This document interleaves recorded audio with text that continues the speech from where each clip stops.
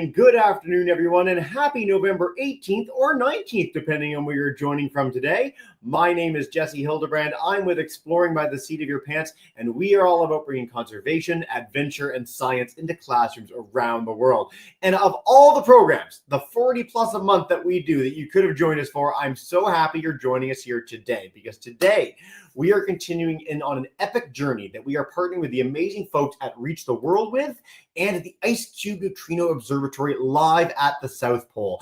It is very cool that even amidst 4,000 broadcasts we've done since 2014, that we get the chance to go to an elite physics laboratory with an amazing educator in Sarah Bouckoms. So we've got lots of resources to keep the learning going on Reach the World. We've got IceCube's website. We've got this coming in on YouTube that you can check out in 3 weeks or 3 years down the road. But without further ado, I'm so excited to go live to the South Pole with big thanks to the IT team down there at the Amundsen-Scott Research Base. Sarah, welcome to the broadcast, and tell us a little bit about your adventure and journey. Welcome in. Hi, Jesse. Thank you so much for that warm welcome. It's a pretty balmy day here at the South Pole. We're getting temperatures of around minus 34 Fahrenheit with the wind chills, putting it at only like minus 53. So it's feeling pretty good here. A nice spring day here. And yeah, I'm so excited to actually be speaking to you from the South Pole. The last broadcast, I was still in Christchurch 2 weeks ago, and now I'm on ice. So it's happened pretty quickly. And I want to tell you about all the things that are developing as we are working with the IceCube collaboration. So here we go. Just a little reminder for those people that maybe this is their first time. I'm going to tell you a little bit about who I am, where I'm going or where I am, and what I'll be doing. So if this is your first time along with us on the journey, you'll be up to speed, but I hope you continue to stick around with us. So as I said, last time I was in a hotel room getting ready to go down to the South Pole, and now I'm here. So here's a video that I took just yesterday, and this is out at the dark sector, and you can see the, well, I mean, I guess I should explain dark sector because the sun is always up, as you can see in this video, but it's an area where we have a lot of the telescopes and observatories, and it's dark because there's not a lot of radio comms. So that's what we mean by that. So the audio is not that good because it's a little bit windy, but it gives you an idea of what it's like.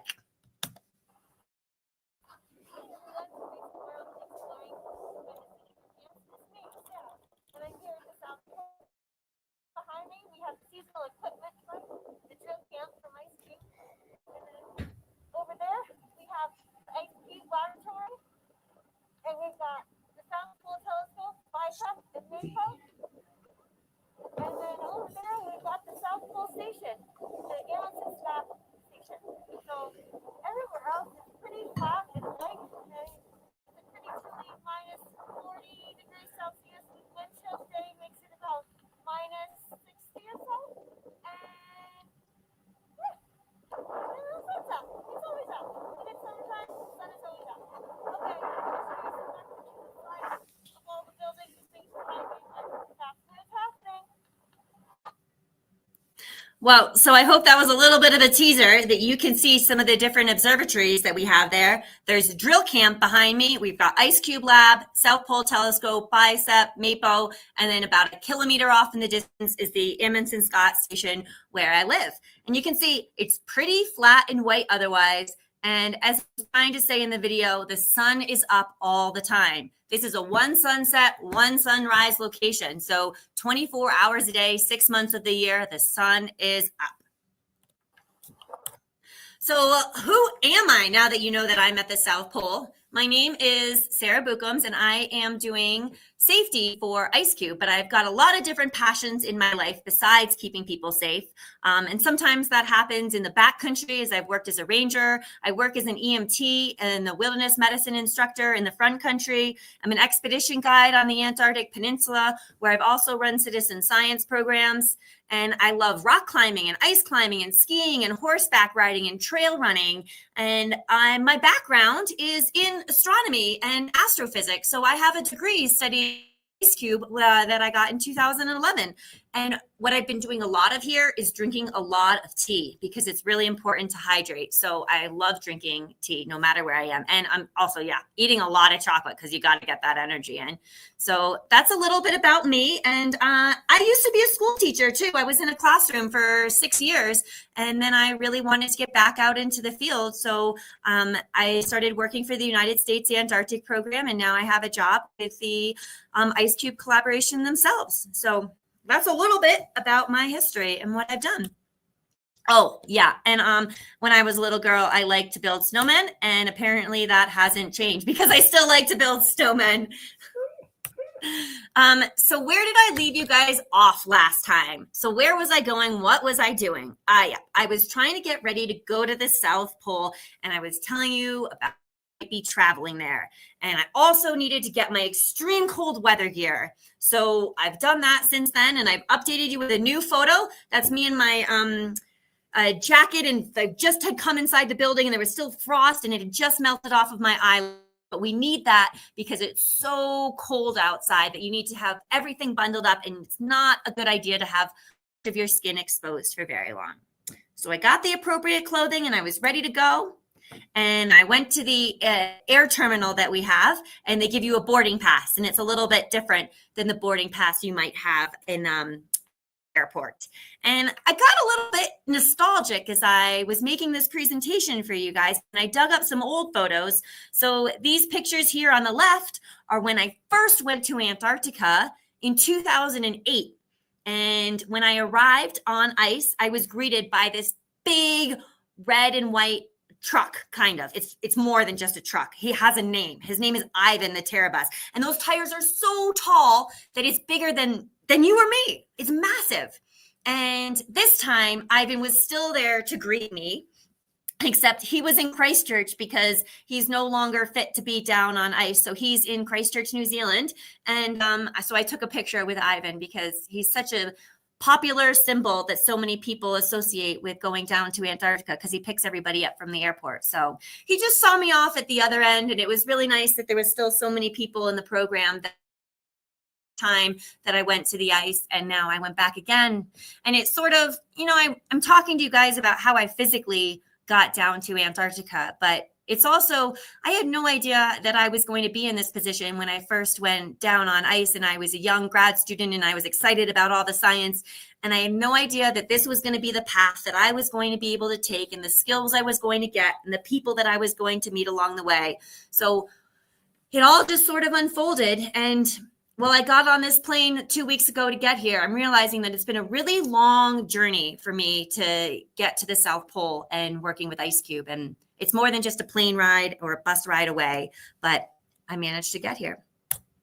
And so it is a long journey, really, like through decades, and also 9,000 miles for a lot of people to travel from North America, often from the United States, to New Zealand, Christchurch, and then on to McMurdo, and then on to South Pole, about 9,000 miles. But I made those flights. But the question I have now is, which plane do you think that I took to get to the South Pole? Or was it more than one? I wasn't sure which it was going to be. So, Jesse, can I go back to you in the audience? And what do you think? What planes did I go in? Was it the LC-130, the C-17, or the Basler? Certainly. So anyone in our audience that wants to chime in on our YouTube chat, we'd love to hear from you. I've got to say, as an amateur looking at this, the plane with skis would be my go-to. The fact that we even have a plane with skis is super cool. So I'm going to say you have the LC-130 for the main journey. And yep, I'm back. Hopefully you can hear me. Maybe not. And the Basler for our short one. Can still hear you. There we are. Oh, there we are. Yes. You. All good. Checking in. Jesse, are you there? Yes. Still here. Anybody from the audience have any ideas about which plane I flew? Yeah. Ski plane round 1, Basler part 2. Let's see. Fingers crossed. The ski plane or the Basler? Both. All right. I'll take those guesses and I'll go back to my presentation. Right. So you guys are right. We definitely went in the ski plane. So that was the LC-130, flown by the New York Air National Guard, which was, you can read about in the transportation blog that I wrote. Sometimes I live in New York, in upstate, in the mountains, and it was so funny to see the New York Air National Guard down there in Antarctica and feeling a little twinge of home. So that's the plane that took me from McMurdo to South Pole. And the first plane I went on was the C-17, the big jet plane, and it was massive, so big inside you could basically fit a bus. And we had cargo piled to the roof of the building, or the roof of the plane. So I flew on those two planes, the C-17, C-130, and it was very fast. I barely had 24 hours in McMurdo, and I landed on South Pole earlier than predicted. So that was pretty incredible. I didn't go on the Basler this time. I did last time. Some of my friends came in and they're definitely still flying too. So good guesses. Right, so where am I going? To the bottom of the world where there is science, right? Remember that Antarctica is dedicated to peace and science. So the whole, nobody owns it. It's not a country, it's a continent. And I was at the station run by the United States Antarctic Program, supported by the National Science Foundation. So these planes flew me all the way to the bottom. And I'm here with some of these people from the IceCube collaboration. We had a training in August in Madison, Wisconsin, which is one of the headquarters. Excuse the announcements, they go for everybody. Estimating South Pole at 12:50. Again, skier 3-1 has departed Williamsfield and is estimating South Pole at 12:50. Time now, 10:11. Whoop, sounds like we're getting another flight in today, which is exciting. That means there's more cargo and more people. I don't think there's any more IceCube members coming in on this plane, but we had one more member join us late last night at midnight, so I haven't seen them yet. I think that they are pretty tired. I was sleeping when they arrived. But here's some of the collaboration when we were in Madison, Wisconsin. And here we are at the South Pole. So the picture on the left, there's me. I'm in the middle and I'm not wearing all that clothing. So you can see that I'm actually here at the South Pole. And this is the first group of IceCubers to arrive. And this is the second group of IceCubers to come down to the South Pole. So more and more of us will be trickling down as the season progresses. But it's really great to be working with all these amazing people from around the world. Right? IceCube is an international. So you can see all of these countries are highlighted, and that includes the United States and New Zealand, two of the places that I live. And got people in Japan and all over Europe and Australia. So it truly is an international collaboration. What is IceCube? I know I've been talking a lot about science at the South Pole, but let me go back and explain again, especially if you haven't picked it up. And maybe if you were here on the previous call, it's good to review. So IceCube is a neutrino observatory, and it's called IceCube because it is a cubic kilometer of these detectors that are installed into the ice. And we drill these big holes down and install these basketball-sized detectors in there. And does anybody have a guess on how many detectors you think that there might be? Ooh, let's see. So Sarah will take some answers for this. 1,000. Anybody from the audience, Jesse? How many detectors? Yep. 1,000? Yep. More than 500. that. Less than 10,000. 500. We're going to go with somewhere in between. There's 5,160 detectors that are installed now. But what's really exciting is that we are going to install some more this summer. So we're going to install another 700 holes in the ice. So we're trying to make our butterfly net bigger, is kind of the analogy that I use. And what we're trying to capture is not butterflies, but neutrinos. Neutrinos are these little tiny particles that are very hard to find. In fact, there's 50 trillion of them that have gone through you right now. If you were able to feel anything, because then you would be a neutrino observatory. But I don't think you did, because they're almost impossible to detect. They have no electrical charge and very little mass, which means they're very elusive. They've often been called the ghost particle. They're so hard to see. So we're trying to use better instruments and improve our detectors so that we can find more out about these little tiny particles. And we want the ones that have such high energy that they're coming to us not from the sun, but from other stars so far away, outside of our solar system and our galaxy. And who knows how far we can go. But IceCube's been able to see some of them so far, and we've gotten such that we want to be able to detect more of them. So this is what we're doing this summer. It's called IceCube Upgrade. And we're, as I said, 7 new strings, 700 instruments that we're putting inside the ice. And the Eiffel Tower is not actually in there. This gives you a scale because we're drilling with hot 1,500 meters down into the ice, these big holes that'll be open for about 52 hours. And then the whole thing is going to freeze up and forever be in the ice. So we have to make sure that we do everything really well to get these detectors in. So very exciting things. And you want to see a picture of a neutrino? This is probably the closest that I can give you of a photo. As I said, called the ghost particle. And this isn't even a picture of a neutrino. It's the light that's emitted when a neutrino does interact. And it might travel through the ice, and it pretty much carries on without deterring anything, but it emits a little bit of energy, and that energy is released in light. And we can see light. So that light travels through the ice really well and tells all the detectors that a neutrino is there and lights them up in these pretty rainbow cascades. So that's how we can indirectly tell that a neutrino is there. It's kind of like if you have a windy day and you see the leaves rustling on a tree, you don't actually see the wind, but you see the effects. So we don't really, we see the effects of the neutrinos with this light, this Cherenkov radiation that's emitted in the ice. So that's a little bit about the science.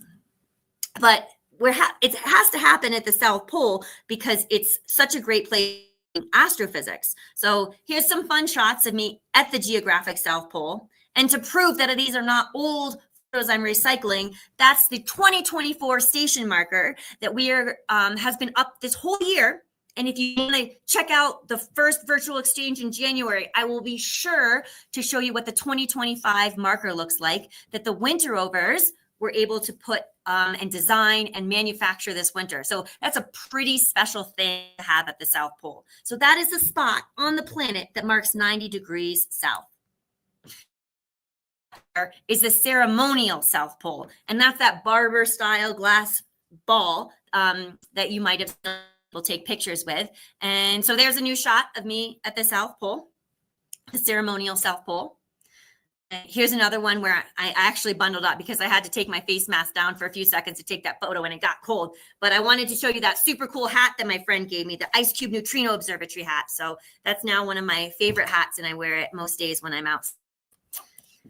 And this is the same picture of the ceremonial pole zoomed out a little bit. And I've got another question. If anybody at the first virtual exchange I gave, all of those flags, why are those 12 flags in? And does that have anything to do with about Antarctica? Jesse, anything in the chat? Yeah, let's see who lives there now. It's the scientists' nationalities. Check there. It's who lives there now. Scientist nationalities. Nationalities. Yeah, it does have a lot to do with that, but it's particularly 12 nations that were really significant in Antarctica. Okay. And it has to do with the Antarctic Treaty. Those nations were the first ones to sign the Antarctic Treaty in 1957. And that is what protects Antarctica and dedicates it to peace and science. And that's my favorite thing about Antarctica, how all of these countries work together to protect Antarctica and keep it a safe place for science.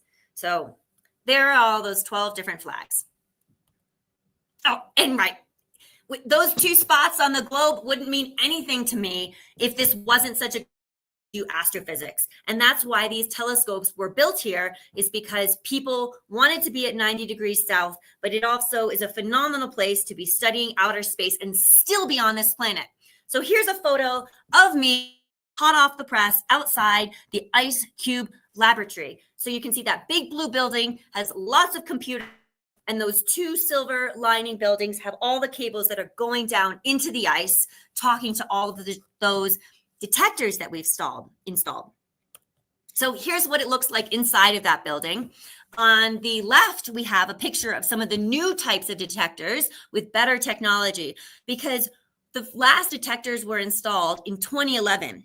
That's when IceCube was completed. So now we've improved our circuit boards, our ice model, a better job. So we designed these new detectors.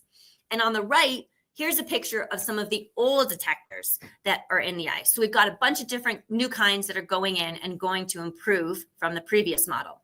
In the middle, there's another shot of me and some of the scientists that are down here, some computer programmers and electricians testing out the computer programs, making sure everything's working, making sure that it's able to communicate with these detectors.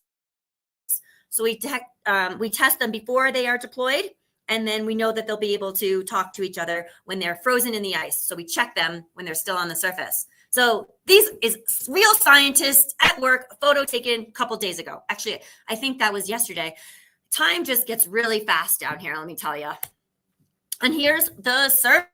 So that's a picture of all of the computers that information and all the data that those detectors are sending up to the surface and saying, oh, hey, we saw a neutrino. I do just want to point out this picture on the left. It's pretty special. Do you see that number? 87? That's not insignificant. We have 86 strings, cables with these detectors on it, and now we have one for 87. That means we are going to expand. That is what this upgrade is. 7 new strings. So there's 7 spots for new servers and cables to come into this IceCube laboratory building and have the computers talk to these neutrinos. So that 87 is a really special number for us. So we're ready for more detectors. Oh, here's another fun video. This is just a little picture clip of what it looks like with all the servers inside.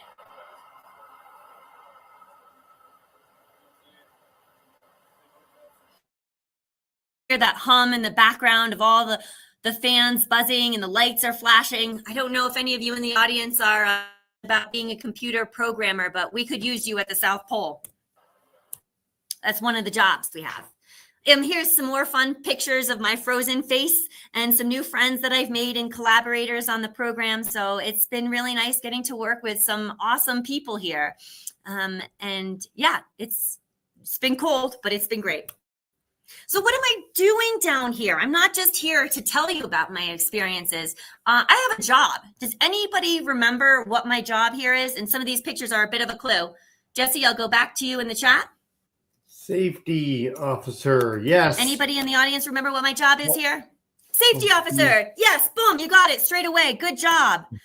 Yeah, I'm doing safety down here. So some of the things I've been keeping busy with is checking these fire extinguishers, making sure that they're all charged up and brushing the snow off and warming up the buildings for them. And I've also been going around and restocking the first aid kit. So if anybody gets hurt.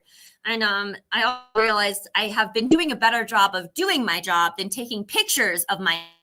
So I don't have a lot of photos, but I've also been making sure that the medical devices are there, that they're all stocked up if anybody needs an AED or if anybody needs eye wash bottles, making sure that everybody has their helmets if they need hearing protection or eye protection, making sure they're being aware of slippery spots where they could fall. I've been holding ladders. I've been doing all sorts of things to make sure that people can do their job safely. And I've got a really good group of people with me. So my job has been super easy so far, but it's also very important to make sure that everybody gets back home safe to their dogs, because it's not a good idea to get hurt down here. Another thing that I've been doing, which I actually really feel like on my CV, no jokes aside, is shoveling snow.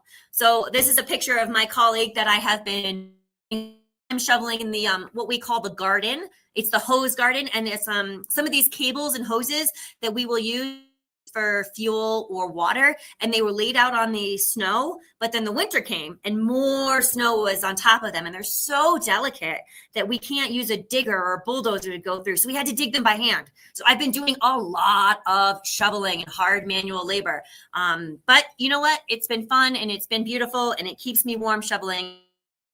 My colleague is celebrating uncovering one of the hoses from our hose garden. Oh, yes, I have more videos.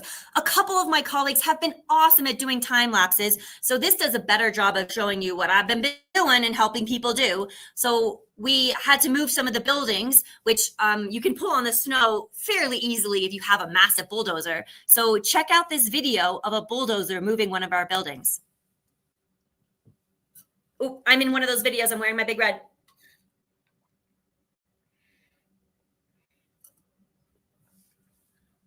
Yeah, so you could see that bulldozer was getting ready to move that DCC, one of the buildings we have down there. So I was helping make sure that the tow bars were in place, that the area was clear, nobody was in the way, everybody was warm enough, and we were able to move it. So that was a pretty cool video to show you some of the things we've been doing. Got some more.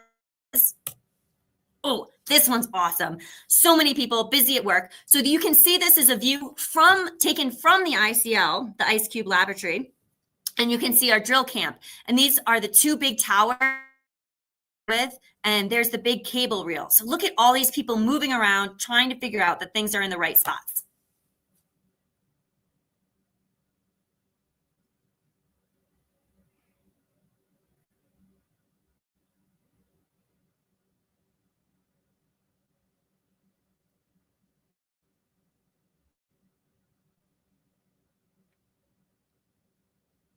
Gosh, if nothing else, just watching the clouds is pretty amazing. And you can see the machinery and the people. It's a lot of effort and a lot of coordination to get everything in the right spot because you got to get it right over the holes. This last video that I have is of,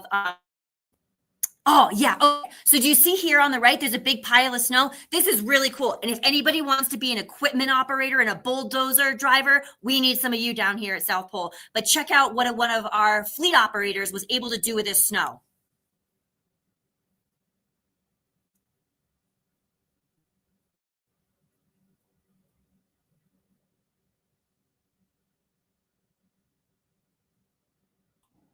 Cool.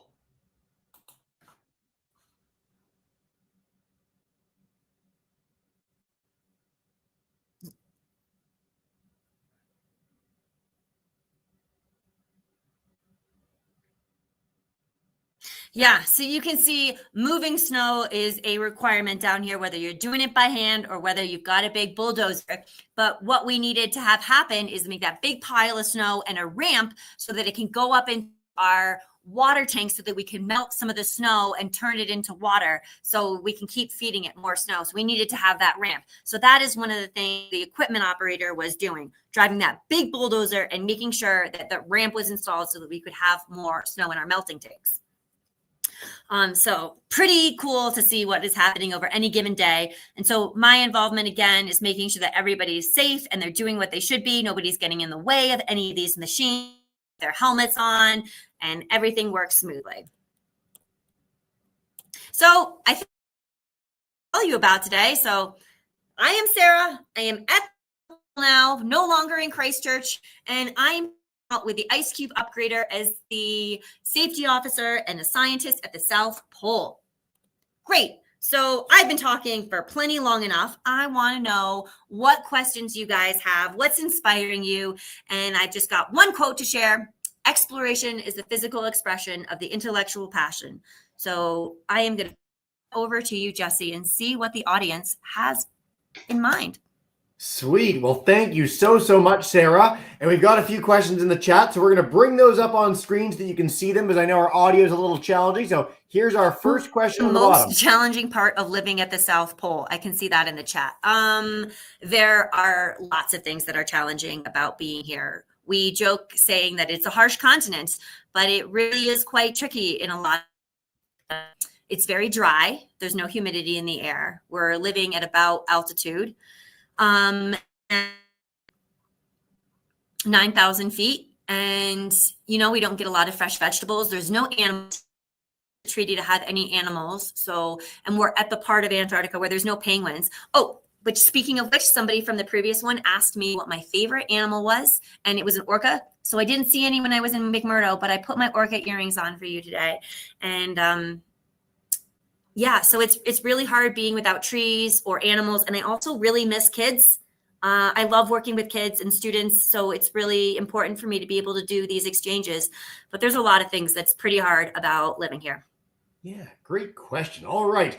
How many people are working down there You guys with got you? more questions? How many people are working with you down here? So we're pretty busy right now. South Pole Station can have about 150 people living on the station, but which I think by Friday, we're going to have so many people here that we're going to have some people living out in the hypertat. So I think we're going to be about 170 people at South Pole this summer.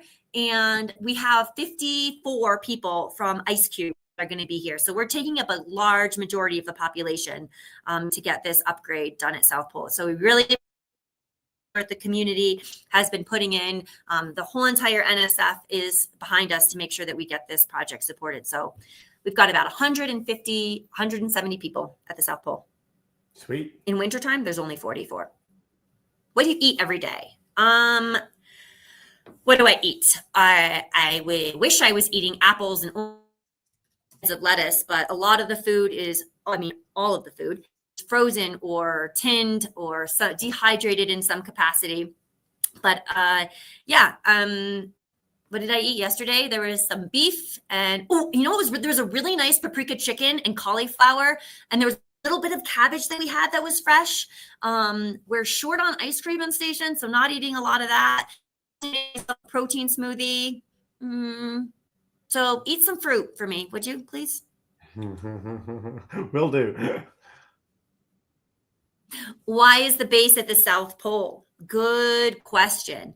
90 degrees south is a significant place in Antarctica because it's center of where everything else is orbiting around.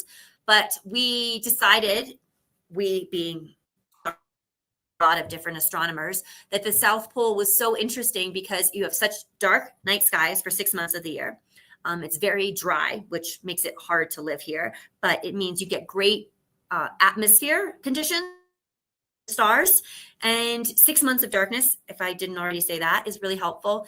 But IceCube in particular is at the South Pole because there's so much ice, and it's such good quality ice because it's compressed and there's so much pressure there. There's not a lot of air bubbles to reflect the light as it's traveling through. So the South Pole is the best astronomy and still be on this planet.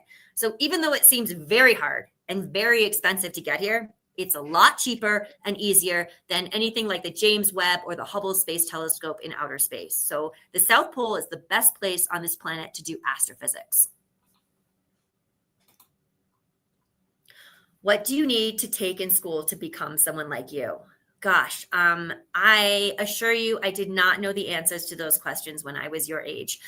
I love science. I didn't know that I loved science at first, but I loved asking questions and being curious about the world and turning over rocks and wondering what was under them and staring up at the sky. So I took physics as a freshman in high school. And even though I had a really great teacher, I really didn't like the class. It was so hard and I really struggled at it and I didn't do well on all. But I still managed to pass the class, and I realized that I wanted to go to school to learn something that was hard, that I couldn't teach myself. And that was science. I loved astronomy. I love science. And I studied that. And I got my master's with IceCube and just kept getting skills. Whether it was like I thought that I at wilderness medicine and keeping scientists safe in the field. And then that transitioned into wanting to learn safety and helping people prevent getting hurt because I was seeing people hurt and I didn't want them. So what could I do before they got hurt is by teaching them safety. But back says, yeah, I loved astronomy and science, but I also really loved art and history and French and everything. I guess I would just say, you don't always know how it's going to get to where you want to be. And there's lots of different ways to get there. And just do something that you're passionate about. And that doesn't mean it has to be Antarctica or science at the South Pole. Whatever you're doing, just continue to be curious and you can't do anything because there's always a backdoor entrance to be able to get to where you want to be. How many people follow the science being done down there? Can. I don't know. Follow, like on social media and Instagram. I am not really that great at social media platforms. is why I like Jesse being able to set up all these virtual exchanges for me so I can just show up and be excited on the camera. But I think there's quite a few people that follow along. There's some really good platforms. These virtual exchanges are happening. There's a lot of people that are posting about it because the truth is I am incredibly privileged to be here. Did you hear me? 170 people are going to be here at the South Pole, and our planet nearly has 8 billion. I'm the 255th woman to winter over at the South Pole. So I'm doing something that not people get to do, and it is an incredible privilege. So to be able to share this with you and follow along, more and more people need to be able to follow electronically because we're not all going to be able to get to go here. And the more we appreciate different places on the planet, the more we can help protect them and save them and keep them preserved for science. Okay, final message for the kids listening. What would you leave them with? Oh my gosh, just go eat a piece of fruit and pet a dog because those are the things. But keep staying curious about everything that you're doing and never give up on your dreams because this was something that I didn't think was going to happen for me. Here I am. I found a job and a skill set that helps me support science at the bottom of the world. And I'm excited to be here and to share it with you. So don't give up on your dreams. Amazing. Sarah, thank you so much for your deep dive into life at the South Pole. We look so very forward to following along in your journey in the weeks and months to come. I can't encourage you enough. Check out IceCube's website. Check out Reach the World's website. And we'll be back here at Exploring by the Seat of Your Pants on YouTube for many more programs with Sarah. For now, everyone, thank you so much for joining live or after the fact, and have a wonderful rest of the night.